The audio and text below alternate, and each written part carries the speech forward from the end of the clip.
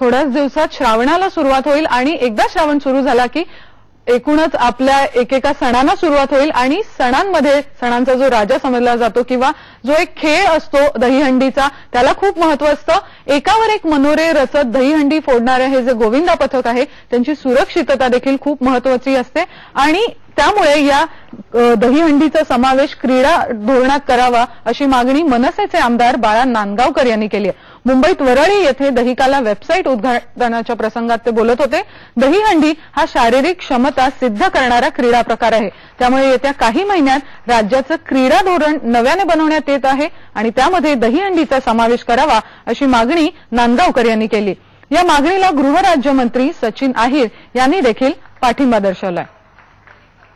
राज्याचं आता क्रीडा धोरण लवकरच येत आहे आणि या क्रीडा धोरणामध्ये आमचं हे जे दहीहंडी उत्सव आहे हा खेळ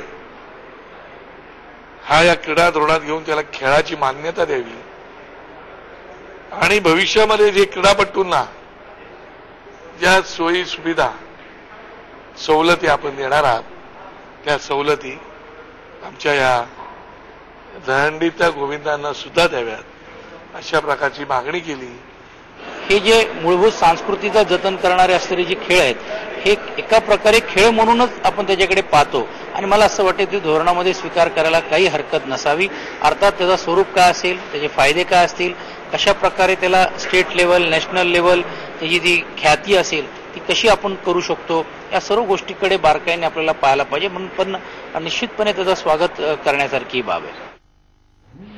संबंध देशभरात दहीहंडी खूप उत्साहाने साजरी केली जाते. मात्र ठाणे आणि मुंबईमध्ये एक वेगळाच माहोल असतो आणि त्यामुळेच या वेबसाईटची माहिती ही जे दहिकाला आहे ती वेबसाईटच्या माध्यमातून आता सगळ्यांपर्यंत पोहोचणारे सचिन शहाणे हा जो सॉफ्टवेअर इंजिनियर आहे त्यांनी दहिकाला.com ही वेबसाईट बनवली आहे. या वेबसाईटमुळे गोविंदा पथक आणि दहीहंडी फोडणाऱ्या गोविंदांना एक मार्गदर्शक प्लॅटफॉर्म निर्माण झालाय.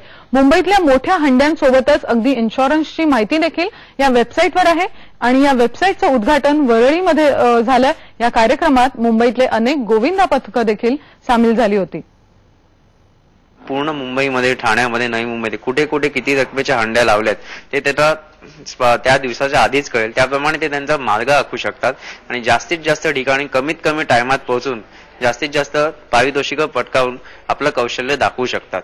त्याचबरोबर त्यांना इन्शुरन्स पॉलिसीची माहिती असेल. या बातमीनंतर सलाम महाराष्ट्रामध्ये एका छोट्याशा ब्रेकची वेळ झाली आहे. कुठेही जाऊ नका, पहा फक्त IBN लोकमत.